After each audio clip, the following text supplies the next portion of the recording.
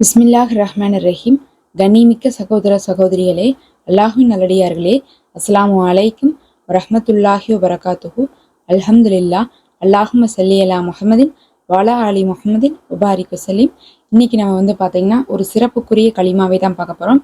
களிமாக்கள் அப்படிங்கிறது ரொம்பவே அந்தஸ்துகளில் உயர்ந்ததாக இருக்கும். அதில் இந்த 5 களிமாக்களையும் நீங்கள் ஓதி பாருங்க. நார்மலாக நமக்கு தெரிஞ்ச களிமாக்கள் இது கிடையாது. இது நம்ம நார்மலாக ஓதாத களிமாக்கள் தான். ரொம்ப எளிமையான வார்த்தை தான் இருக்கும். ஆனால் அதிகமாக இதில் நமக்கு தெரிஞ்ச வார்த்தைகள் தான் இருக்கும். ஆனால் களிமாக்கள் ஓதுனாவே நமக்கு 7 வானங்கள் 7 பூமியை கூட மிகைக்கக்கூடிய அளவுக்கான நன்மைகள் கிடைக்கும். அதனால குறைந்த அமல்ல அதிக நன்மை பெற்றலாம். அல்லாஹுடைய அருள் உங்களுக்கு கிடைக்கும். அல்லாஹுடைய உதவி, ரஹ்மத்து, பரக்கத்தை நீங்க பெற்றுக்கொள்ள முடியும். அதனால களிமாக்கள் ரொம்ப சிறந்தது. இதை ஓதிட்டு நீங்க துவா செய்வது உங்களுக்கு இன்னும் சிறப்பா இருக்கும். அதிகமாலாம் ஓத தேவையில்லை. வெறும் ஒரு முறை ஓதுங்க, அதுவே உங்களுக்கு போதுமானதா இருக்கும். இப்ப அந்த களிமாக்களை ஒவ்வொன்றாக பார்க்கலாம். அதுல முதல் களிமா என்னன்னா, லா இலாஹா இல்லல்லாஹு வல்லாஹு அக்பர்.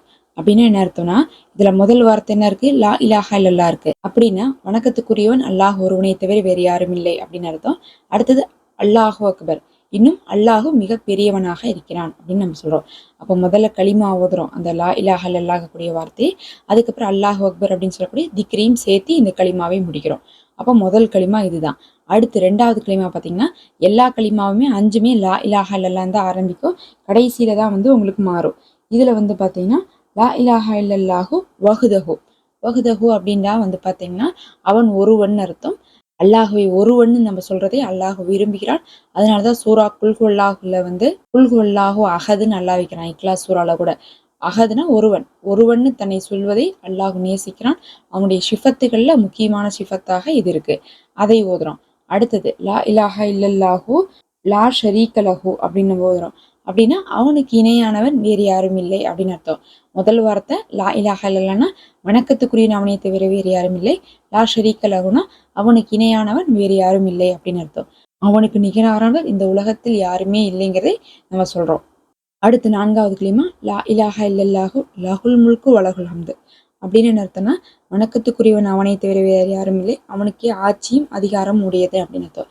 லஹுல் முல்குனா ஆட்சி, வலகுல் ஹம்துனா புகழுக்குரியவன் அர்த்தம்.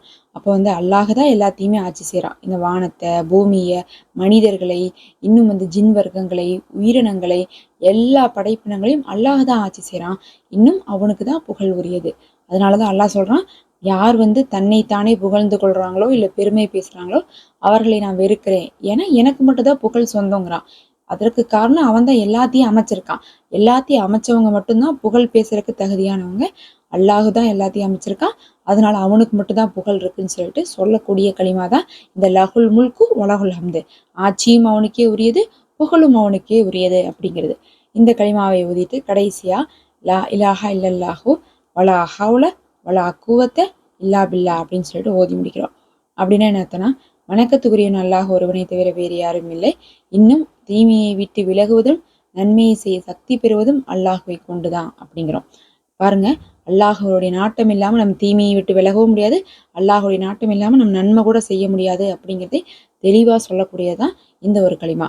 அப்ப இந்த 5 களிமாக்கள் ரொம்ப சிறப்புரியது. நல்லா கவனிச்சு பார்த்தீங்கன்னா தெரியும், எல்லா களிமாவுமே லா இலாஹா இல்லல்லான்னு ஆரம்பிக்குது. அதே மாதிரி எல்லா களிமாவுடைய கடைசியில வரக்கூடிய வார்த்தைகள் பார்த்தீங்கன்னா, நமக்கு களிமாக்கள்ல வரக்கூடிய வார்த்தைகள் தான் பிரிஞ்சு பிரிஞ்சு வரக்கூடியதா இருக்குது. நீங்க களிமா நார்மலா ஓதும்போது நமக்கு 5 களிமா தெரியும். அதுல 4வது களிமால என்ன வார்த்தை வருதோ அதுதான் இந்த களிமால இருக்குது. அப்ப களிமாவில் இருக்கக்கூடிய வார்த்தைகள் பிரிஞ்சு பிரிஞ்சு ஒரு அமைப்பா வருதோ தவிர, இது உங்களுக்கு புதுசா இருந்தாலும் ஆனா மனப்பாடமாக்கக்கூடியதாகவும் ரொம்ப ஈஸியான தெரிஞ்ச வார்த்தைகளா இருக்கும். இந்த வார்த்தைகளை ஒரு முறை ஓதிட்டு நீங்க துவா செய்யுங்க. 7 வானம் பூமியை கூட மிஞ்சக்கூடிய நன்மையை உங்களுக்கு இது கொடுக்கும். அதே சமயத்துல அல்லாஹுடைய சிஃபத்தையும் நாம நினைவுபடுத்தக்கூடியதாக இந்த களிமா இருக்கும். அல்லாஹுவே போதுமானவன். நிறைய பேர் துவா செய்ய சொல்றீங்க. உங்களுடைய எல்லாருடைய தேவையும் அல்லாஹ் நிறைவேற்றி வைப்பானாக. உயர்ந்த ஜன்னத்துல் ஃபிர்தௌஸை நமக்கு தருவானாக. ஆமீன் ரப்பல் ஆலமீன். எனக்காகவும் நீங்க துவா செய்து கொள்ளுங்க. மறக்காம இந்த வீடியோவுக்கு ஒரு லைக் கொடுத்துக்கோங்க. இன்னும் நம்ம சேனல்ல மெம்பர்ஷிப் இருக்கு. விரும்புறவங்க அதை ஒரு ஹதியாவா ஜாயின் பண்ணிக்கோங்க. நமக்கு அது ஒரு சப்போர்ட்டா இருக்கும். அல்லாஹுவே போதுமானவன். அஸ்ஸலாமு அலைக்கும்.